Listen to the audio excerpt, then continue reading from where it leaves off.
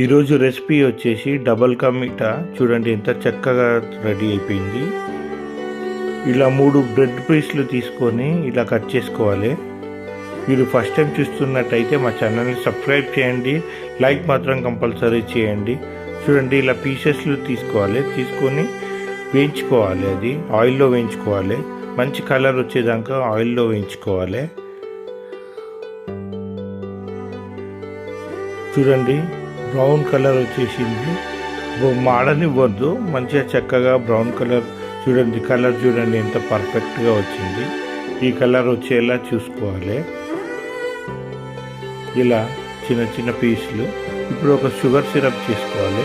1.5 kg చక్కెర వేసుకొని sugar water add చేసుకొని షుగర్ సిరప్ చేసుకోవాలి.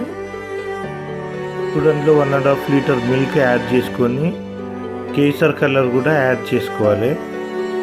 ఇప్పుడు ఒక ప్యాన్ తీసుకొని అందులో గీ వేసుకొని డ్రై ఫ్రూట్స్ యాడ్ చేసుకోవాలి. నేను ఇక్కడ కాజు బాదాం యాడ్ చేసుకున్నాను, మీకు తగినంత యాడ్ చేసుకోండి. అలాగే కిస్మిస్ కూడా యాడ్ చేసుకున్నాను.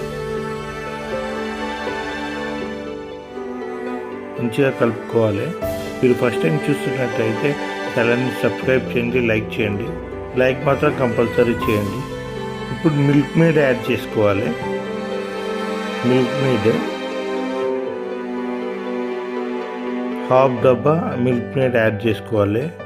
నెక్స్ట్ బాగా సిరప్ని బాగా కలుపుకొని ఇప్పుడు మనం ఏదైతే వేయించుకున్న పీసులు ఉన్నాయో అందులో వేసుకోవాలి. బ్రెడ్ పీసెస్ ఉన్నాయో అందులో వేసేసుకోవాలి. మొత్తం సిరప్ మొత్తం అందులో వేసుకోవాలి. చూడండి చక్కగా నానబెట్టుకోవాలి.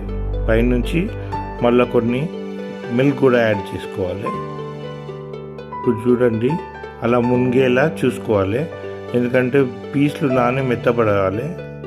ఇప్పుడు పైనుంచి డ్రై ఫ్రూట్స్ యాడ్ చేసుకోవాలి. మనమైతే ఏదైతే వేయించుకున్నామో నెయ్యిలో అది డ్రై ఫ్రూట్స్ యాడ్ చేసుకోండి.